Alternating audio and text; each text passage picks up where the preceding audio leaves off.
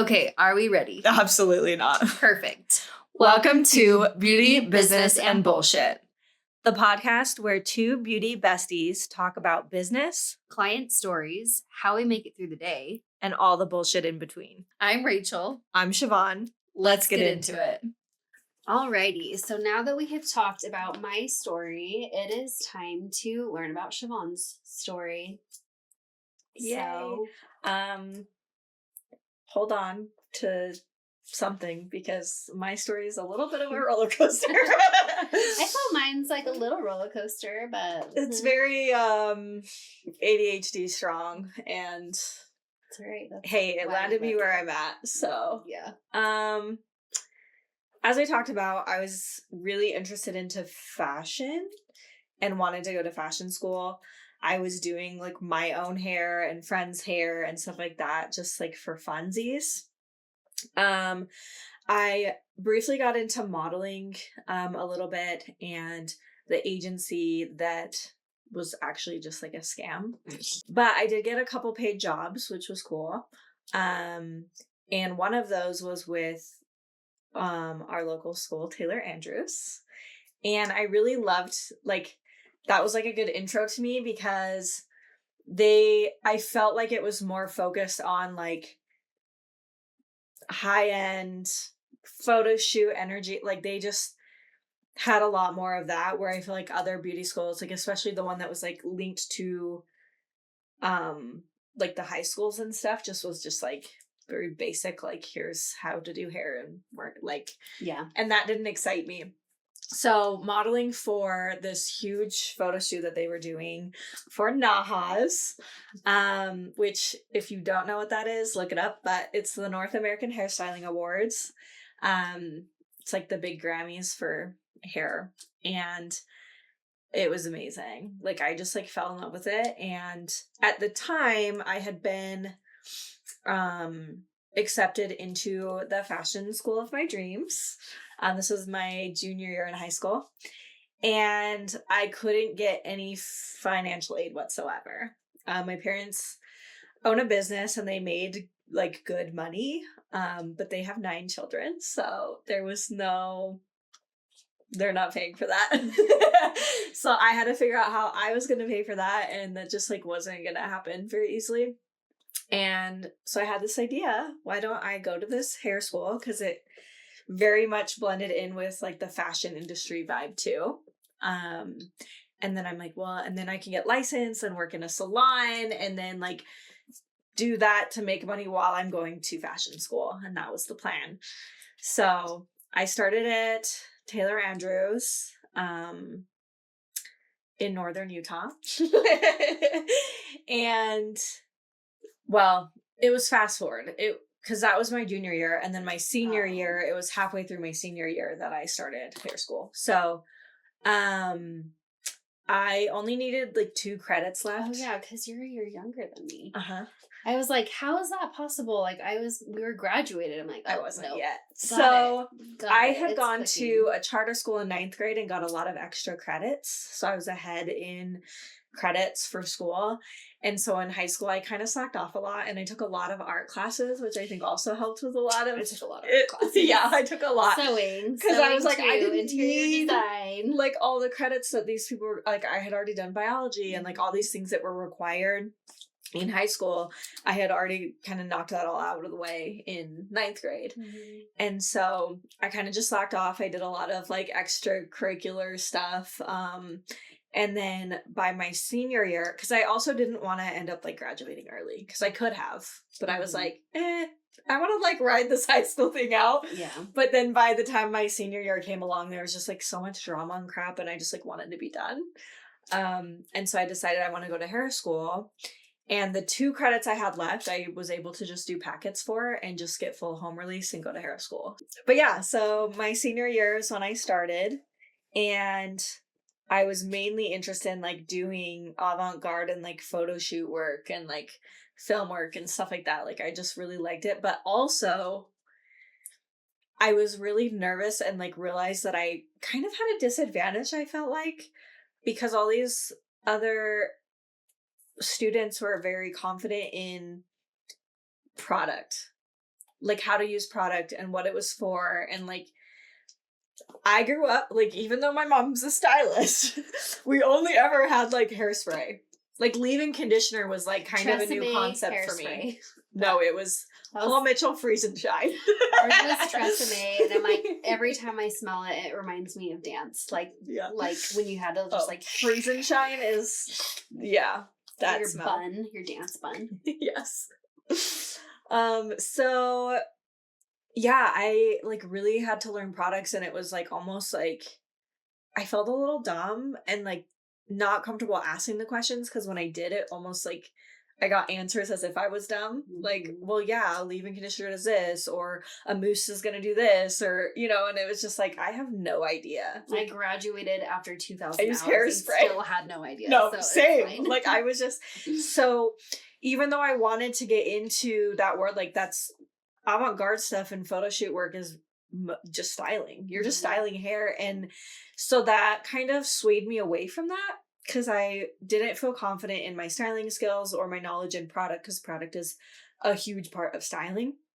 And I really, really loved doing color, because I was already exploring that, and I loved doing, you know, fashion colors. It was a newer thing back then, and Manic Panic. I've always been that like alt girl that wanted like funky hair. So I dove more into color, and I do think that even though I enjoyed it, and I feel like I've always been fairly good at it, it didn't really, there's so much in color theory and knowledge that like a lot of the nuanced things didn't click for me until many years into the industry.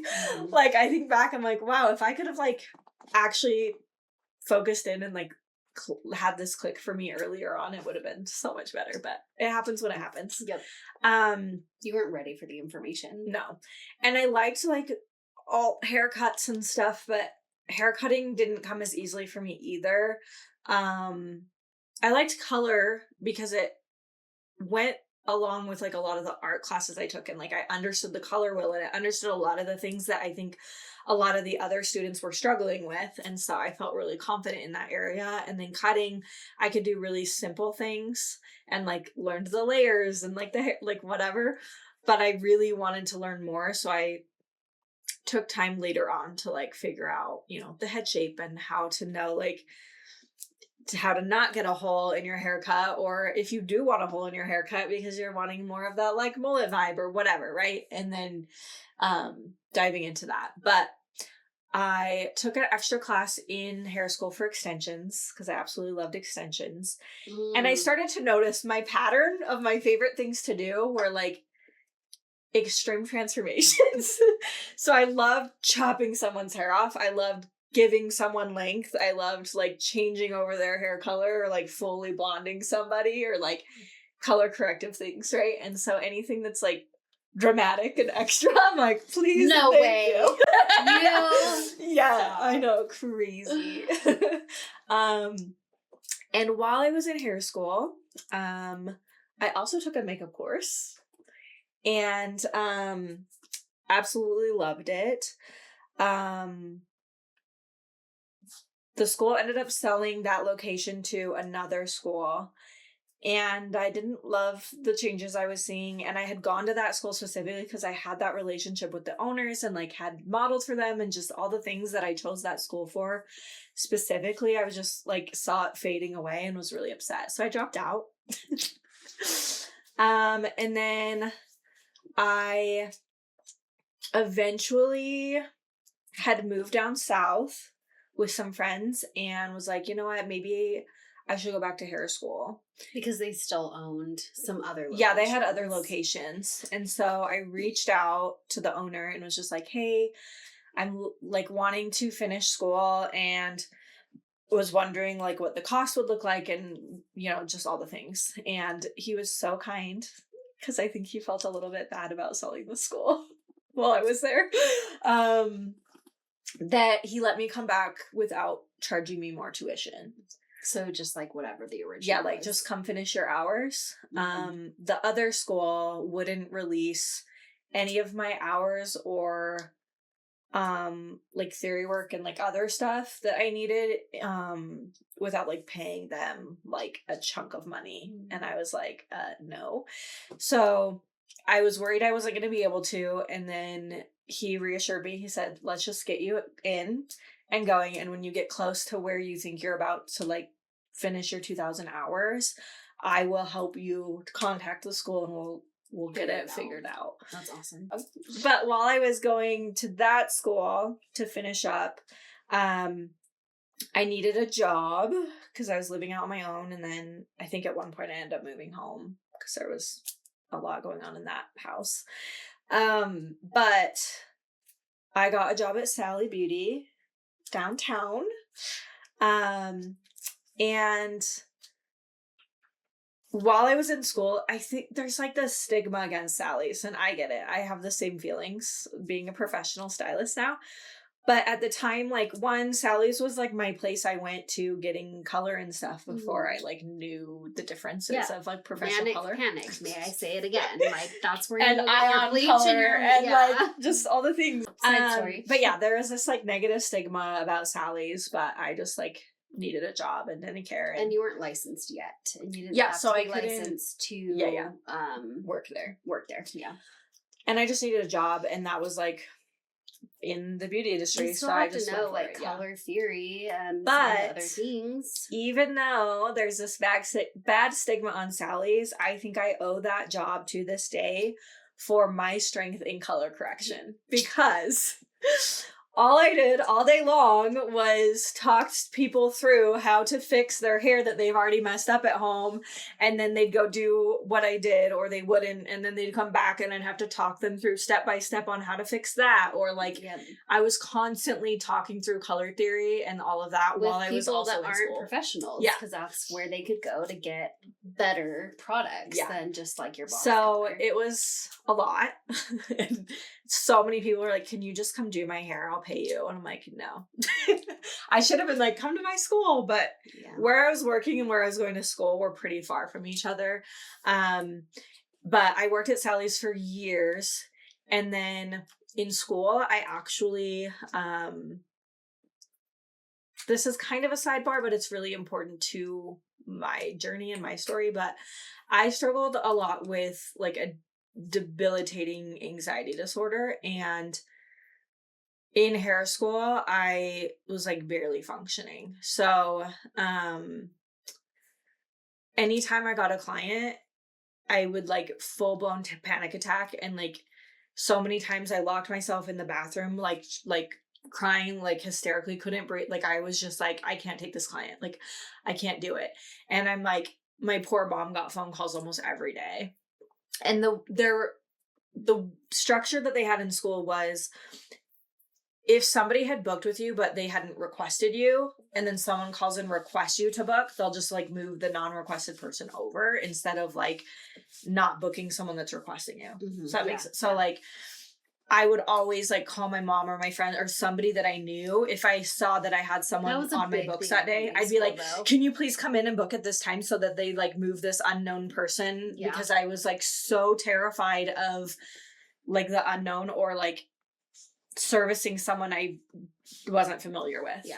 So like the majority of what I passed off was on my family and friends, because I definitely did that a little building bit. A new clientele was not something I could do at that time. And I just was like, there was times where like I got in big trouble in hair school, because they're like, you're never going to make it if you can't take a freaking client. And other times I would like refuse to take a client, and I didn't have anyone to come in and like replace them, and I was like, I can't do it. And they're like, hey, well then you need to clock out and go, like you're not going to get hours for today. I'm like, okay, bye. And I like honestly am shook that I even finished school. It was the roughest time of my life, honestly.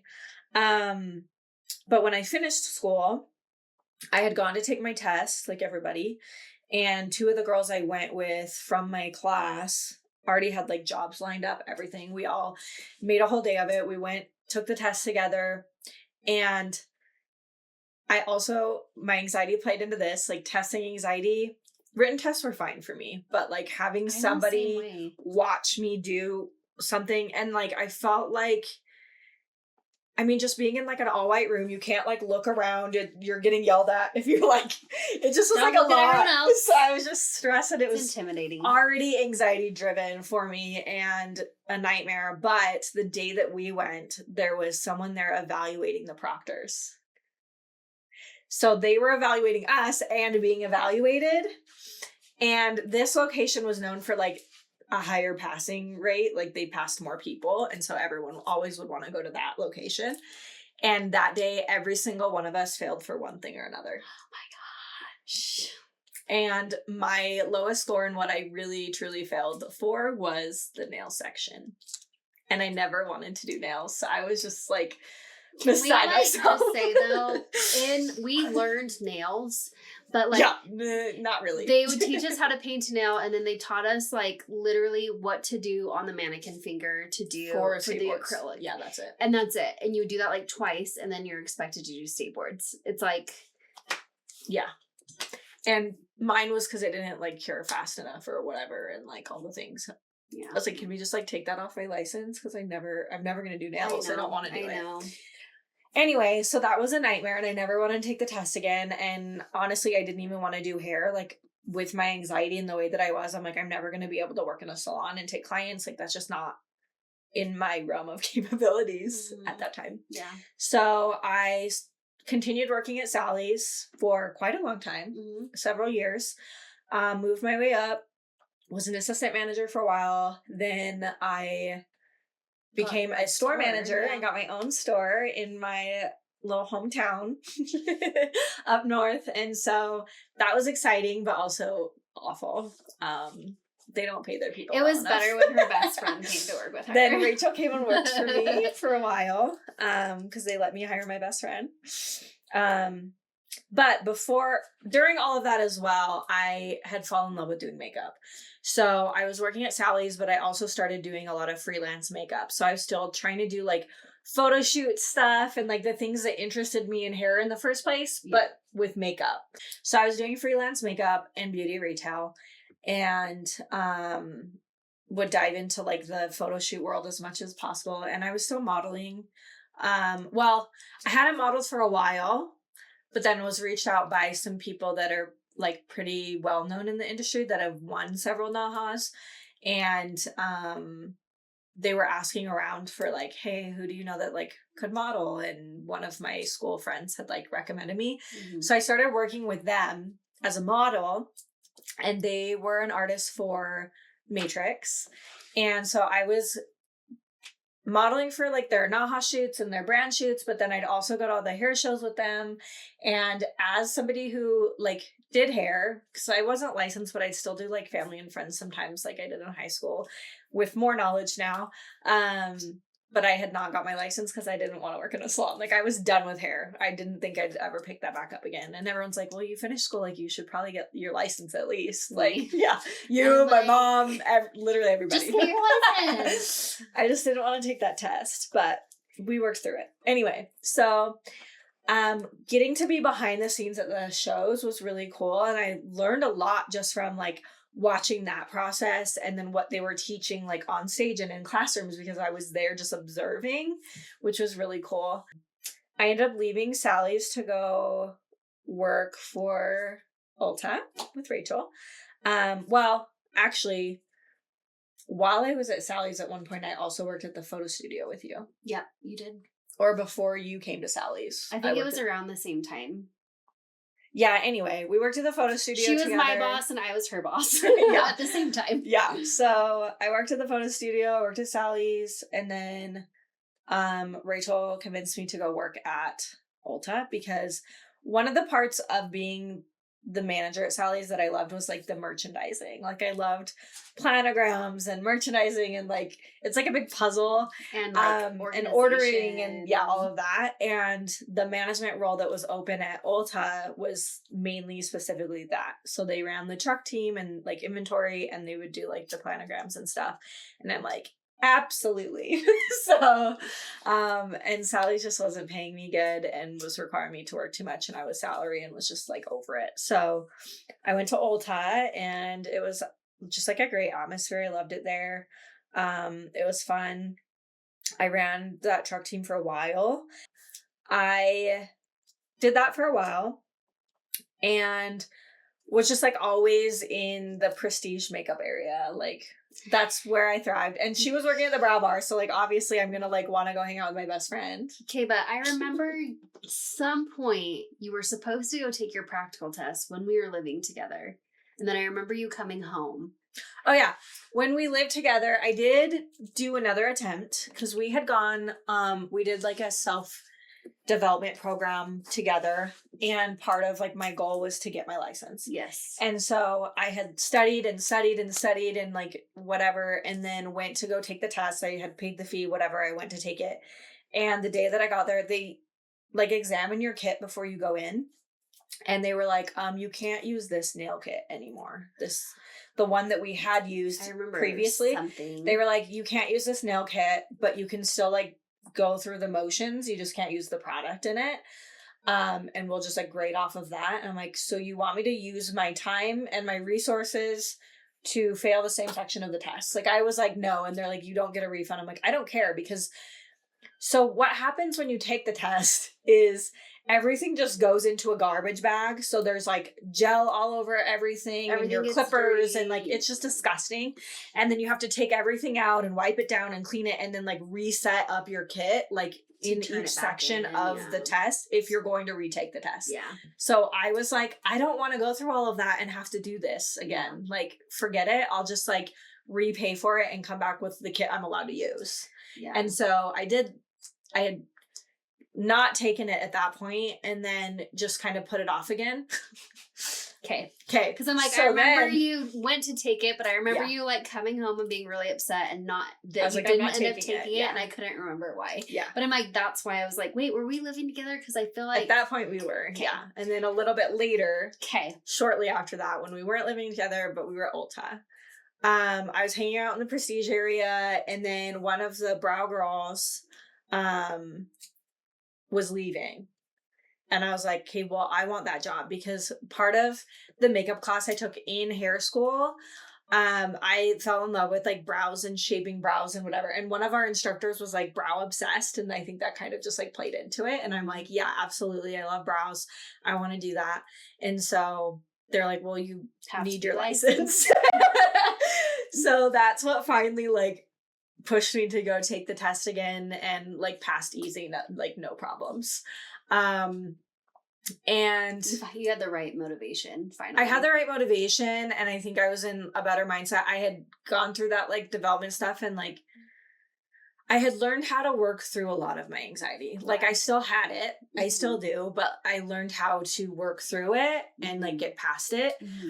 And because I loved makeup and brows, and for me, that was an easier fix. Like if someone didn't like it, I could fix it. And like waxing, yeah, you could really royally mess it up. But their training was just so... Yeah, and it's very clear on like how to shape a brow. And how to not overdo it. And just all of that. Like it just felt more simple, and it's a shorter appointment. So I'm not having to like entertain somebody for hours while they're sitting there. Like I'm just shaping their brows, talking product, whatever, rebooking. Like it wasn't a lot of the stuff that stressed me out. Yeah, they gave us 20 minutes to wax, tint, if they wanted lip, anything else. And that's setup and cleanup. Conceal, so really like 15 minutes. And like conceal and put all the products on them before they left. Like we had 20 minutes. Yeah. So I went and got my license. Yay, finally. This was like 4.5 years after I finished school. Something like that. And I think you have 5 years to get your license, or you have to go back to school. Yeah. So yay me. I like to push limits, I guess. But I was finally licensed, working at the Brow Bar. I really enjoyed it. I did still get like anxiety helping people and like taking clients, but not as bad because I was just comfortable. And I think having Rachel there too, like just made it easier for me. Oh, and so like glad. Learning and watching her too, of like just like the flow of everything, right? And I got really comfortable there. But then I was also always in the salon, like hang out with the stylist and like whatever. And a lot of... They'd come pick our brains when they like were having trouble with like color theory. Like, what should I do? And so, I mean, maybe they do that with you, but I feel like they would do that with me. Not as much, but like sometimes. And if it was like vivid colors because Yeah. none of them liked doing vivids or wanted to do them. And a couple of our coworkers, like on the floor at Ulta, wanted like color, like vivid color or whatever. And so I'd be like, well, I'd love to do it. So they'd like come to my house and get their hair done. And one day the store manager asked me to come see her in her office. And she's like, hey, you can't be doing everyone's hair. It's a conflict of interest. We have a salon. Well, because like customers would come in and then they're like, oh, I love your hair. Like, and they're like, oh, she does it, but I don't work in their salon. So it's just like caused all these problems. And I get it. Being in like higher level positions at Ulta now, I'm like, yeah, that's not, anyway. Yeah. So she's like, but we don't have a vivid specialist in our salon and we could use one. And I was like, oh, yeah, I guess I could work in a salon now. Like, I feel comfortable taking clients. Like, I've like taken these different steps and whatever that I'm like, yeah, I do think I like want to do hair now. So I went and did like the practical or the technical interview with the salon manager at the time. The issue was, we all know I like extreme things and vivid colors and whatever. So I wanted to showcase like a vivid color transformation because that's what I felt they were wanting me on the team for because they didn't have that. Where now being someone who facilitated technical interviews, like I would make it clear to my like applicants that I want to see 10 foils or less because I want to see your foil work, but like we're on a time crunch here. Like I need to see your skill set. I don't need to see like anything elaborate, right? I just need to see that you can foil and color hair and do a haircut and style it. Like simple, basic things, right? But I was just told like, we need to see a lighting service, a color, all these, whatever. And I had our other friend who was down for like a whole purple thing. So at the time, Redken had chromatics, which had this like purple, like a dark purple base. And I wanted to use that as like her base color, but then lighten like a balayage almost, and then do like a vivid purple over that. So it was like the deep purple into the vivid purple. And I had asked both the salon manager and one of my friends that were a stylist there, I was like, can you use like the chromatics and the vivid color like together? And they both were like, yeah, you can do that. Guess what? You can't. I've learned that. But at the time I didn't know because it had been so long since school and all of that. And then I had never used chromatics. Well, now I know like, yes, different lines don't mesh, but like oxidative color and deposit only color are not going to play well together because they're a different type of like process. But so anyway, instead of doing 2 steps, you did 1 and right, and then it. So I lightened her, and then I did the 2 colors, but because wherever they were like blending and touched, because I was like blending them together on the strand, it just almost neutralized each other out. So she had this like just banding of just blonde, and it was awful. And I was just like mortified once we like figured that out. And my first instinct and what I wanted to do was just like, okay, that's it. See ya. Bye. Like, we're done here. Like, whatever. But instead, I pushed through. I stayed there like the whole day. It was a Sunday. So the salon was open 11 to 6.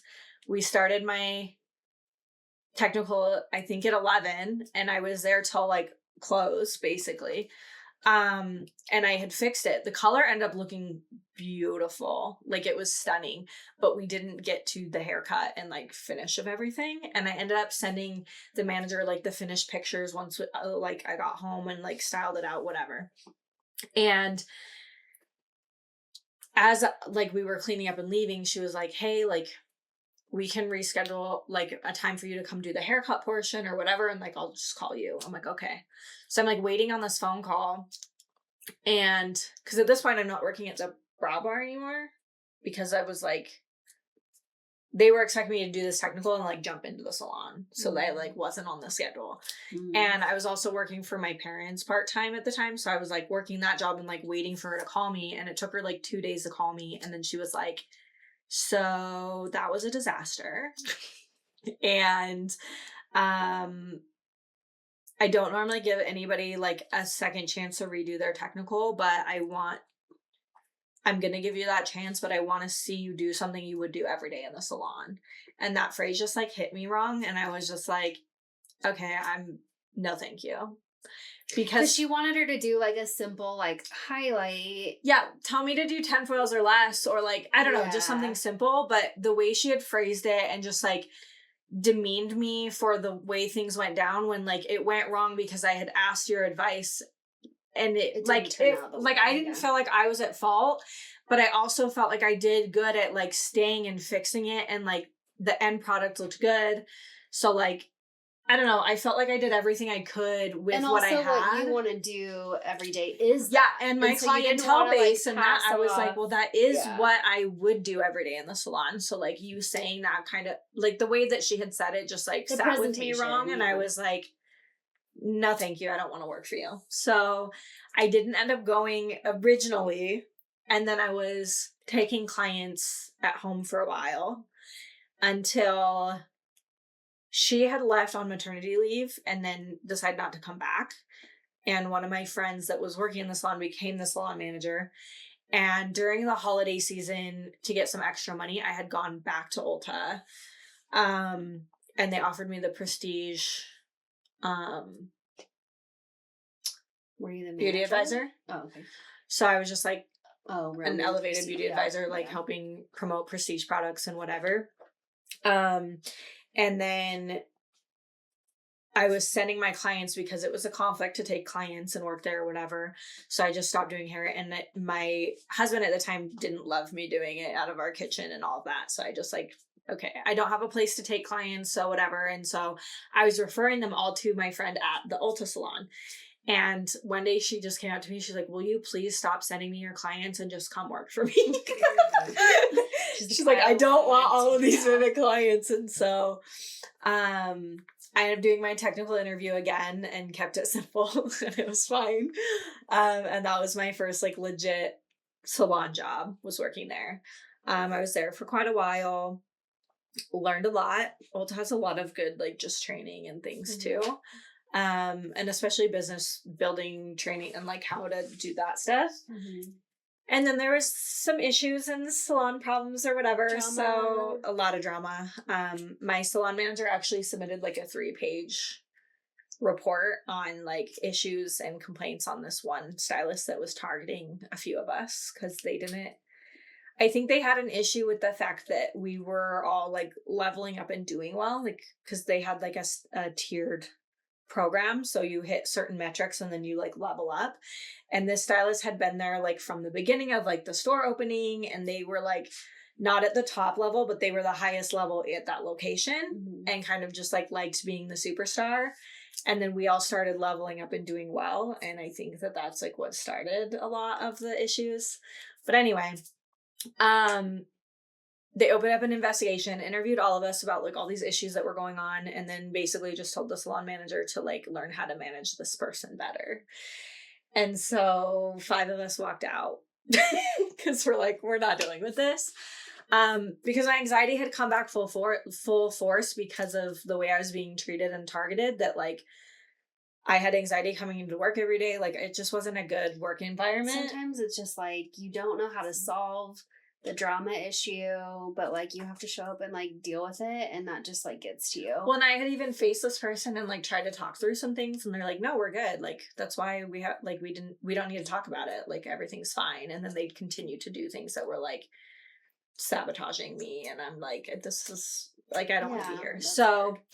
And they were buddy with the store manager, so like who's above the salon manager, and it was just like it was messy.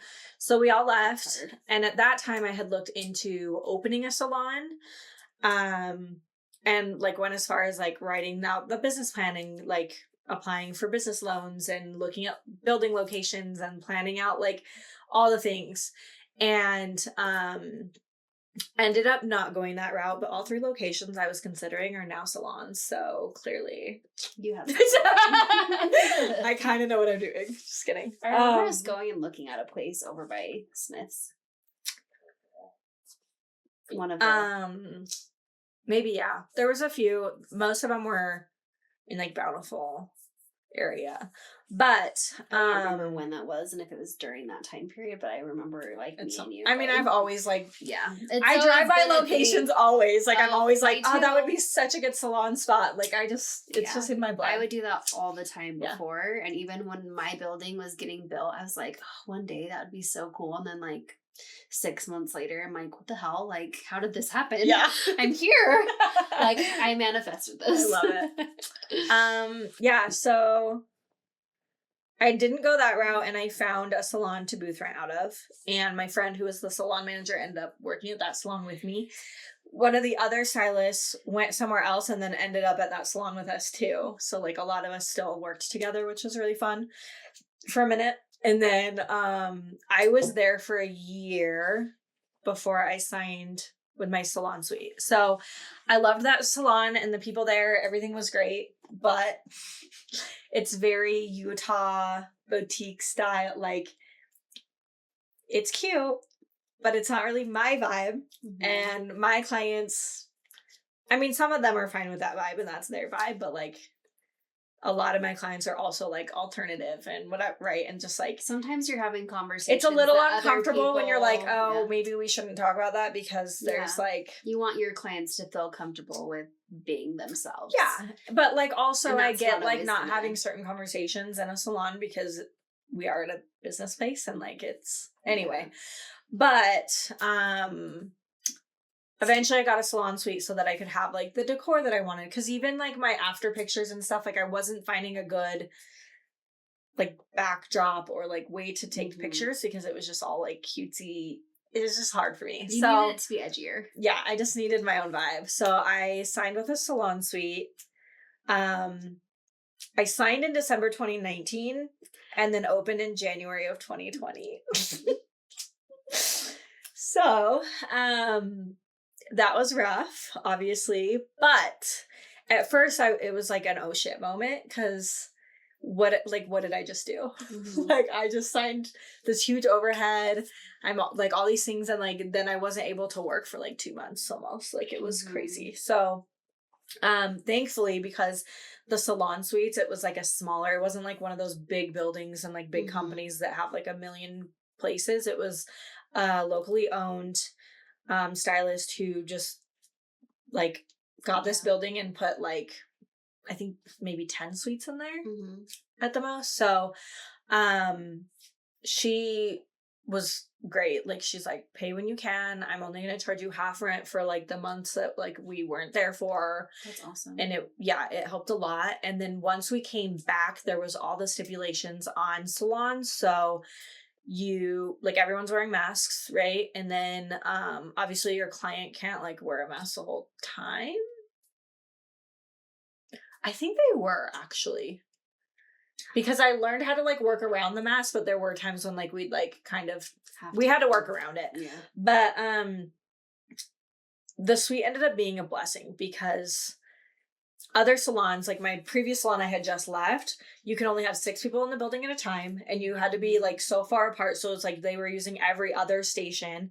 So scheduling your clients to get in after not being able to get their appointments for 2 months and then trying to fit everyone in, but working around everyone else's schedule so that like you're not too busy. Only so many people are working at a time. And then people were processing like in their cars while they're taking the next client. Like it was crazy. But having my salon suite ended up being so perfect because it was isolated, just me and my client, and I could just take clients all day long, like every day. People were eager. And then I was able to fit more people. So then I like my clientele would tell their like people that couldn't get into their person, and then it just like blew up, and I was so busy and it was going so well. I remember when I finally upped my prices, like partway through that year, like one lady like threw a fit about it. She's like, people are struggling right now and it is not the time to raise your prices and yet. And I was like, I get that. But based off all of the things I've learned, like this is exactly when I need to raise my prices because I'm in demand and I can no longer like fit all these people. Like I'd rather lose some people and then work less hard, but make the same amount. Like that's just how it goes. Yeah. And she was a nightmare anyway. So bye. But anyway, it was it went so good. And I loved my salon suite. And in 2020, I feel like a lot of people just like needed something new. And at that time, my partner and I had decided to move across the country to Tennessee where his family was and help his mom like get a place with us. So we ended up buying a house out there. And I was starting from ground zero. But I knew that I had the skill set to build a clientele and like be successful at it. So I just had to like take that into consideration. And then his job was like paying really good and he had got like a promotion to go out there and all this stuff. And so he's like, you won't have to work immediately because everything costs us out there. Like take your time, whatever. So I took a couple months and just like interviewed a lot of salons and figured out what I wanted to do. And being a white girl from Utah, I also didn't want to look stupid or give anyone a bad experience by not being able to properly work with textured hair. Mm-hmm. And I had learned a little bit about textured hair and I had some clients in Utah that like trusted me to like learn with them kind of, but there just wasn't as much experience or opportunity here to do that. And so I also wanted to take the time to truly get educated and learn and like properly before I was fully in a salon. Because I'm not, it's uncomfortable to have to turn someone away and be like, I can't do your hair. Yeah. Like that's going to make them feel awful. I'm going to feel awful. So I did that. I interviewed a bunch of salons. I just like none of them felt right. And I remember talking to my partner at the time and we just decided to open a salon suite with zero clientele. So we made the leap. And I just hustled like, social media, word of mouth, like we missed a spot. Where?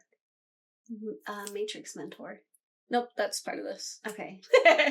We'll get there. Okay.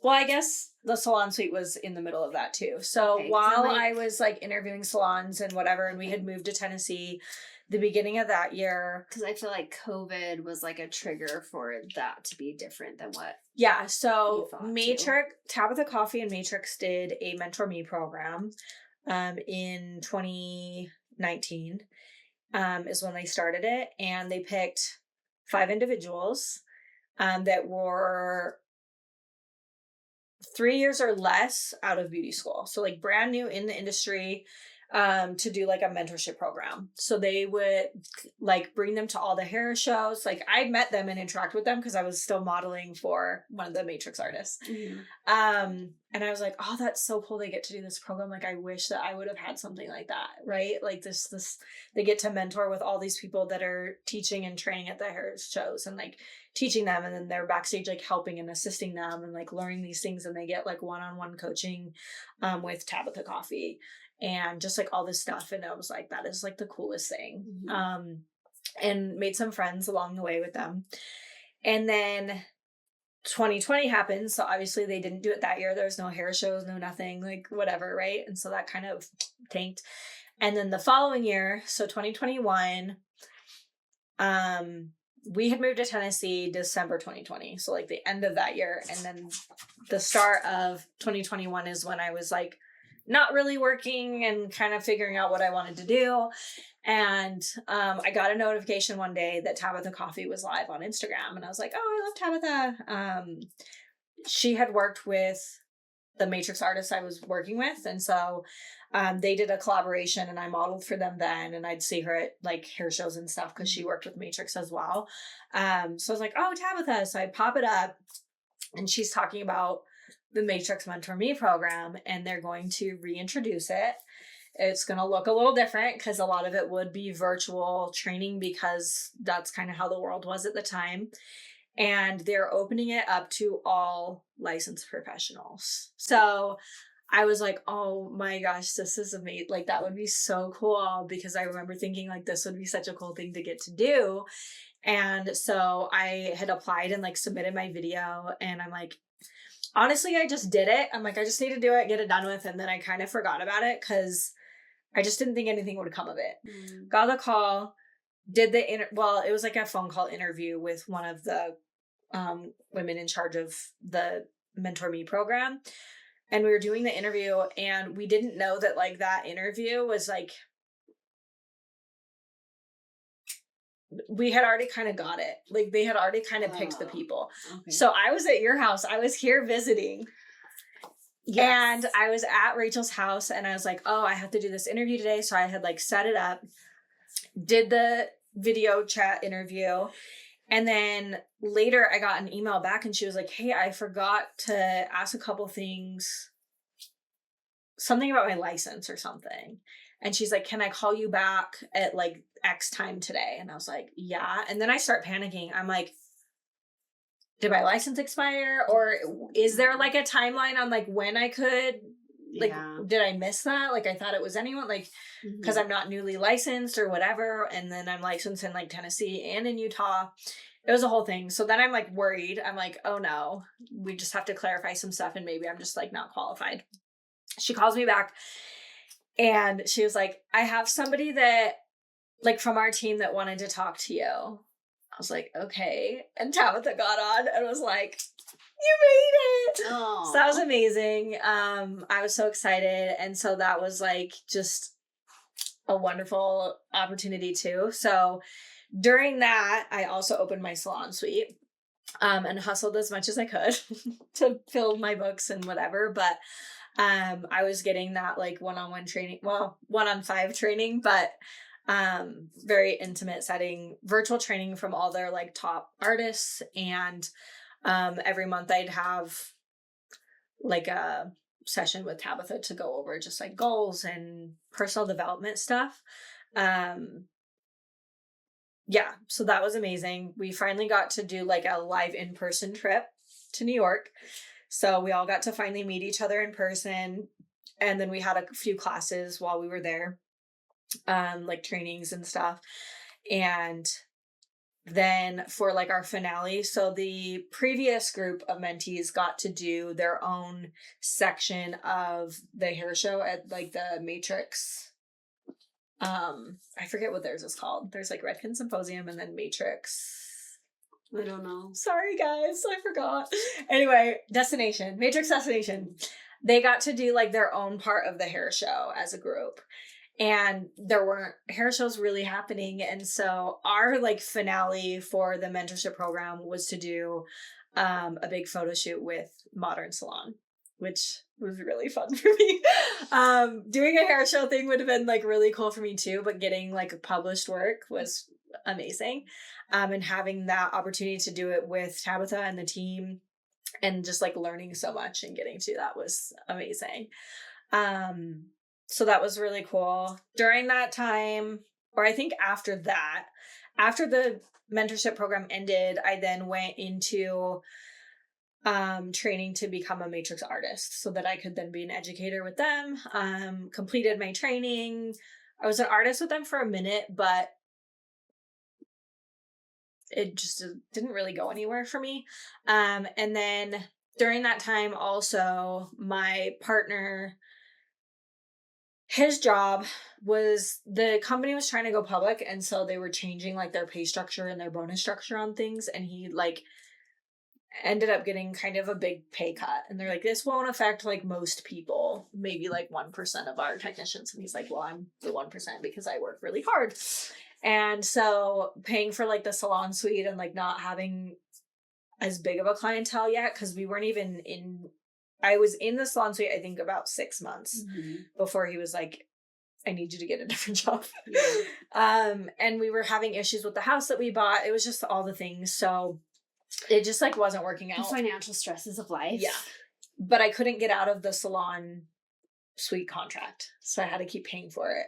So I decided, I loved Ulta. I felt like it was a great place to build a clientele, and went and interviewed at the one out there, and the salon manager, her name was Rachel. Ugh, and I love her to name. death. She was amazing and sold me on it. I'm like, absolutely.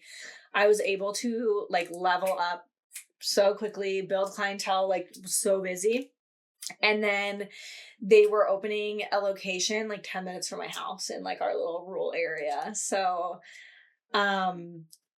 our co-manager at that location was going to be the GM, the store manager. And I was working with our district educator because I wanted that job. Mm-hmm. I'm like, I love being an educator. I love that, like, you still get to, like, do hair and take clients, but, like, not as often because I have a lot of physical limitations and issues with my body, and, like, doing hair full time is a lot for me. But also, like, I think that's all I have. Teaching and educating. Well, that too, but it was like to be able to do hair less and also, but like still get to do it because stepping away from it's hard for me. But I was like to still get to do hair, but like educate as well because I love education is my biggest passion probably. Mm-hmm. So she was kind of giving me like side projects. So I'd like come to some of their events and like teach something, and like it was just really fun and prepping me for her job because there was a position, well, her position opening it up nearby as well in like the next fiscal year or whatever. So I was working towards that. But meantime, they were opening up this other location by my house. And so I was like, well, what if I go for the like salon manager role, which now looks different post-COVID. The salon managers no longer worked in the salon and the title was different. So they were over the salon and benefit, like all of the services, but they weren't taking clients. But Tennessee law requires you to be licensed. So it was really hard to fill that role out there because you need to find someone who's licensed, but willing to not do services. But I wanted to take that as like almost a stepping stone to show like my leadership and what I can do and build this like brand new salon up and whatever to then get this other role. So I got that role and opened up the new store. That was a whole experience. It was really fun. Built my salon team. And the new year came, whatever, and our district educator came for like a store visit, and she's like, I just want to let you know that they've restructured some of our like region and the districts and stuff, and they've decided they're not going to open that role up at this time. So then I was like, okay, well now I feel a little bit like stuck in this role and like not doing hair, but like I can wait and like see what comes up. And a little while later, they had opened up auditions for the design team. So the design team at Ulta does all the hair shows and education and stuff like that. So still educating, but in like a different light, right? And that was something that I had a goal of being on from like way back when I was at Ulta before. But it was like the artistic team at the time, I think. And I didn't end up going for it because they opened up auditions right before I knew I was about to leave.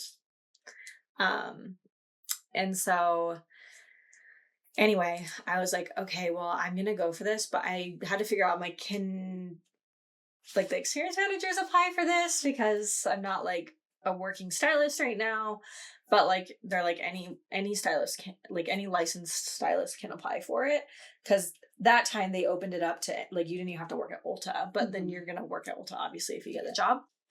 Then long story short, I was a finalist. I got to fly out to Chicago and actually do the full live auditions, which was an amazing experience. There was a lot that I hadn't learned or like done yet. And so there's definitely opportunity. I didn't get it. They gave really, really good, clear feedback that I took and like ran with. So after that, I used that feedback and worked towards, you know, trying out again, facilitating and learning how to do all those things, all the feedback I got. And they give you like your videos, recordings of like the process so you can like watch yourself. Oh, it's awful.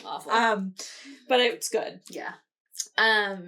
So it was just good feedback and I learned. And then I ended up stepping back into the stylist role because I was just like, I have to be doing hair. Like I just am not my mental health is struggling because I'm like just not practicing. And I just had this amazing mentorship with Matrix that really... like I'm now not utilizing those skills and like the new things I've learned because I'm not practicing. Yeah.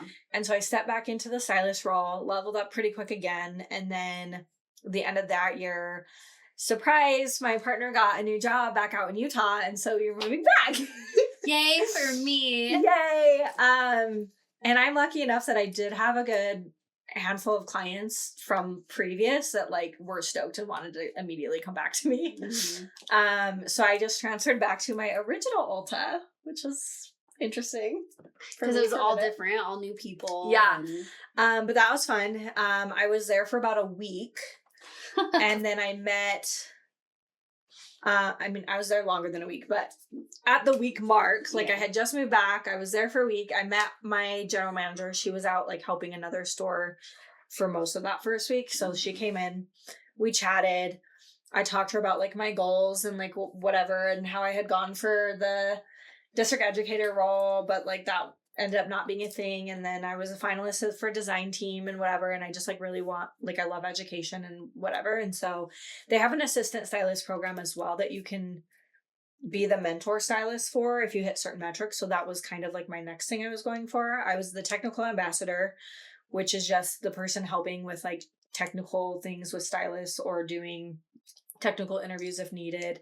In Utah, the role that's over salon and benefit doesn't have to be licensed. Mm-hmm. So ours wasn't. So that's kind of why they have the technical ambassador role to like help with that. And then the district educator also like was over all of that too, to help with the technical stuff. And then anyway, as I'm talking to her about all of this, she's like, well, they're actually splitting the Utah districts in half. So we'll have 2 districts here. And the district educator role is going to open up for our like South Utah district. So I applied for that and I got that job. And so then I was in that role for a little over 2 years. So I got to still take clients. I had to transfer locations because that location was no longer in the district I was working in. But I got great education. I got to like learn from brands and different people. And then I was the one teaching our continued education to all of our stylists, which was amazing. They paid for me and trained me and helped me get my Redken hair color certification, which has been a long time goal of mine. And yeah, I chose earlier this year to step away from that, which was a little bit difficult, but necessary. And now I'm just booth renting again, and I'm working towards getting an apprentice because I got my instructor's license as well. And potentially going to be educating for a brand again. So that's where my journey took me. A little bit of everything. Sorry, we went like deep dove into a couple of those stories. Okay. But yeah. I'm like, that's part of it, right? Yeah. Like the journey. But But Ulta is a huge part of my journey and everything I learned there. And then Matrix was a huge part of my journey. Mm-hmm. And I think that even though I wasn't as involved with Ulta as long as you, I do think that there was so much value in what I learned there. Mm-hmm. That I have a lot. I mean, I just have such a big appreciation, like even though our journeys aren't there now and maybe never will be again, at least for me, I don't think that it ever will be again. But I'm like, I just really, shout out to them, I guess. Like it's such a good place to start sometimes. Yeah. You learn a lot. Like their education and training on, even though you don't learn obviously like some things that you learn once you're on your own that you don't have to worry about when you're there, like it's a really good way to like gain confidence in like the clientele experience. Mm-hmm. So I agree. Okay. Well, that's fine. And then also more to come. Yep. I'm like, well, we have plenty of stories. We'll keep we have a lot to share for a while. So tell us our your next few episodes. Even. We want to hear from you guys too. So submit whatever forms. Maybe you worked at Ulta and you hated it. Tell us about that, right? Like maybe you worked for me at Ulta and want to talk about it. Maybe you have some leftover trauma from working with one of us that you want to submit. That's fine. work through it. Nobody's perfect. Yeah, we are not, but we accept that and learn and grow. So yeah, we want to hear your stories, questions, any topics you want us to go over. We do want to touch on. If you want us to sharing some of our knowledge, yeah. And thanks for joining us. Yeah. Okay, thanks. Bye. Okay, that's enough free business therapy for today. Thanks for making it this far down the rabbit hole. If you love this episode, make sure to follow, rate, and share this podcast with your beauty besties. If you have a client story, industry confession, or a business question you want us to talk about, send it through the link on our socials. Because honestly, the beauty industry gets weirder every day. Find us at beauty.business.bullshit on Instagram and TikTok, or Beauty Business Bullshit on YouTube. We are clocking out, but keeping the tea hot. Until next time, may your clients pre-book and tip you accordingly.